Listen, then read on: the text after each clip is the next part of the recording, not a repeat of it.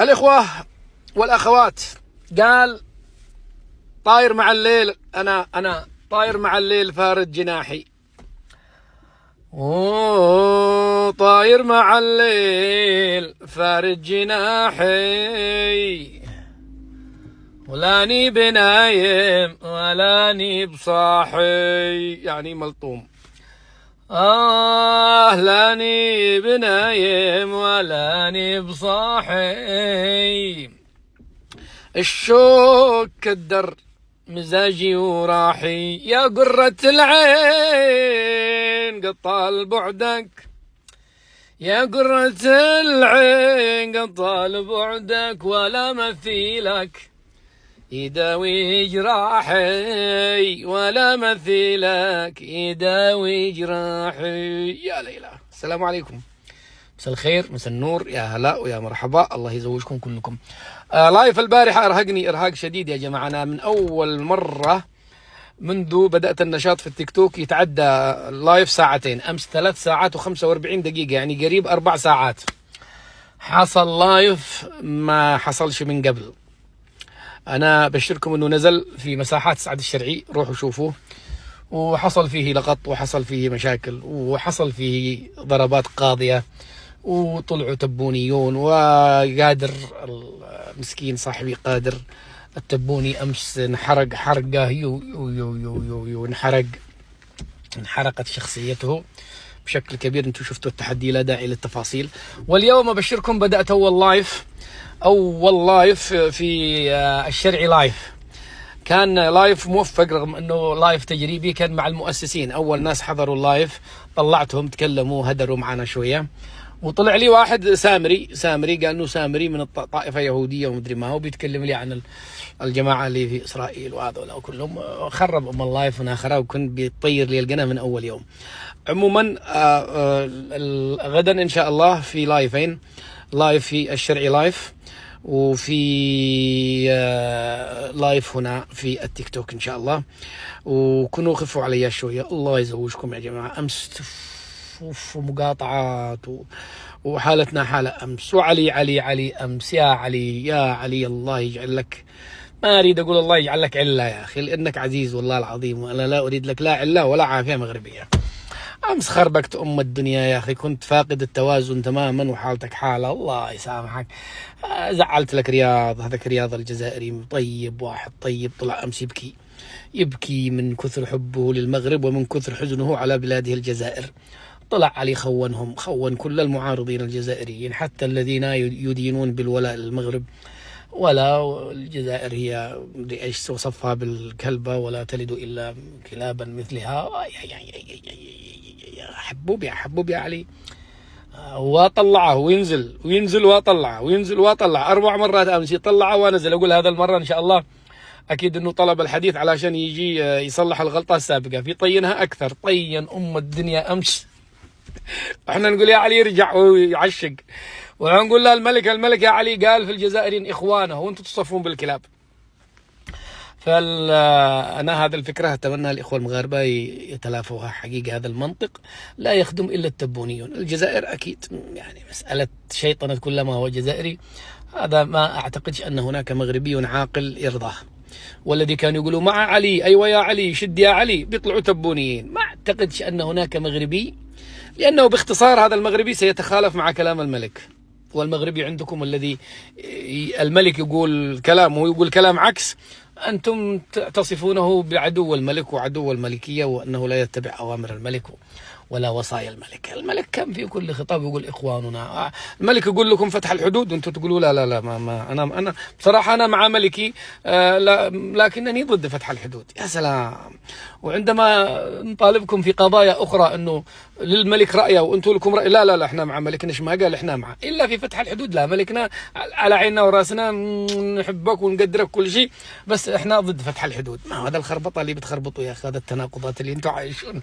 يعني أنا أرى أنه تسمعوا كلام الملك محمد السادس، لأنه أقسم لكم بالله يا جماعة الرجل رحيم، وأنا قلتها مرارا، الرجل يشفق على الإنسان الجزائري. الملك محمد السادس قلبه كبير، وإنسان، هو إنساني الدرجة الأولى. وأنا قلتها بصريح العبارة في تويتر، وأقسمت يمينا أن هذا أجزم به قطعا. أن الملك محمد السادس رحيم بالجزائريين أكثر من تبون، أكثر من تبون وأكثر من العسكر. الملك حقكم يا مغاربة، الملك حقكم ربما أنه يشفق على هؤلاء الجزائريين بسبب هذا العقليات التي تحكمهم، وبسبب الأضرار النفسية والقيمية والأخلاقية والمعيشية التي أصابتهم. يعني إذا كان الملك نفسه يتعامل معهم بمنظور إنساني أقل شيء، ولا يعتبرهم أعداء بمعنى أعداء، لو كان يعتبرهم أعداء لما سماهم أشقاء، سماهم بالأشقاء وبالإخوة والشقيقة والصديقة، وأوضاع مستقرة. ما أدري أنتم كيف بتفكروا. لذلك علي وأصحاب منطق علي لا تأخذكم العزة بالإثم أبدا، وخليكم ناس منطقيين وعقلانيين. العاطفة كل شيء يزيد عن حده ينقلب ضده، تأكدوا. يعني ما في أحلى من المنطق، من العقل والمنطق، أنك تغلب لغة العقل، لا تسبح عكس التيار. شريحة كبيرة من المغاربة تلقى أمه جزائرية ولا أبو جزائري، أنت تجي تقول لي هؤلاء في دمائهم دماء جزائرية فاسدة، وبالتالي تشكك في كل واحد، رغم أنه بعضهم يحمل الجنسية المغربية مثلك. يعني ما أنا بالنسبة لي ما كان علي موفقا البتة، وأنا أعتقد أنه كان مريضا. علي البارحة والله أعلم، أنا لا أعتقد أنه كان يعني متصالح مع نفسه البارحة. في خلل في طرح علي رزين جدا، رزين. علي متأثر بالحسن الثاني، والحسن الثاني كان لبقا ذكيا لماحا، ما يضع نفسه في هكذا مواقف محرجة. الله أعلم كان تعبان مريض مدوخ شيء من هذا القبيل، نلتمس له العذر، وعلى أن يصلح هذا الموضوع ويعتذر لكل الجزائريين الأحرار والشرفاء، ويعتذر لرياض شخصيا. أنا أطالب علي مدين مدين مدين مدين باعتذار للأخ رياض الذي بكى في اللايف البارحة. أمانة أنه بقى فيه الحال من رياض، والله بقى فيه الحال.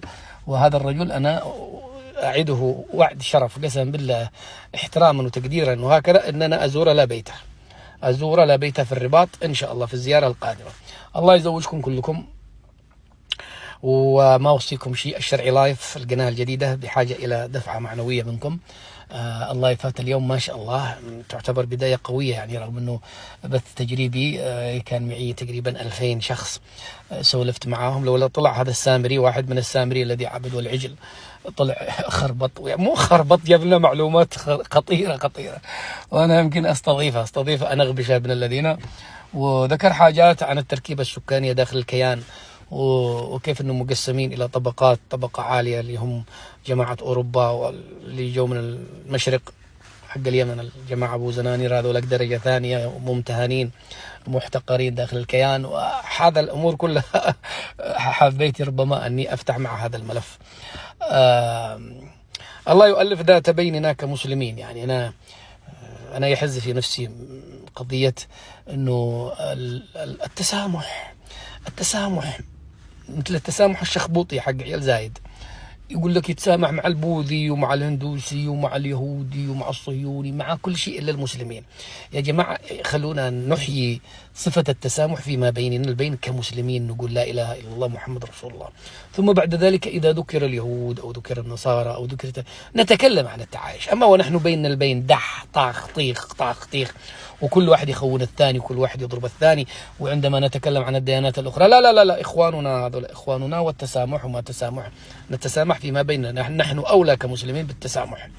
أنا وأنت كمسلمين نقول لا إله إلا الله، يجمعني بك الله والملة والدين. أنا وأنت أولى أن نتسامح ونقبل بعض، وتسامحني وأسامحك، وتعفو عني وأعفو عنك، وتقبلني وأقبلك بكل ما فيك وبكل ما فيني، هكذا. لأنه بصراحة التسامح حق وارد جبل علي اللي جاء من عند شيخ أبي الوالدين، تسامح مو تسامح، هذا انبطاح لكل غير مسلم. أي غير مسلم، إحنا مسلمين كيوت بودي ندوسي يعني تقول له يا أخي الإخوان المسلمين القطريين، جماعتك القطريين، لا أعداء. وهذا بعض العقليات في المغرب هكذا، الجزائر أعداء، وهذا إخواننا اليهود. منطق هبل، منطق مش طبيعي، مش صحيح. الله يزوجكم. إراكم في رعاية الله وحفظه، وإلى اللقاء في أمان الله.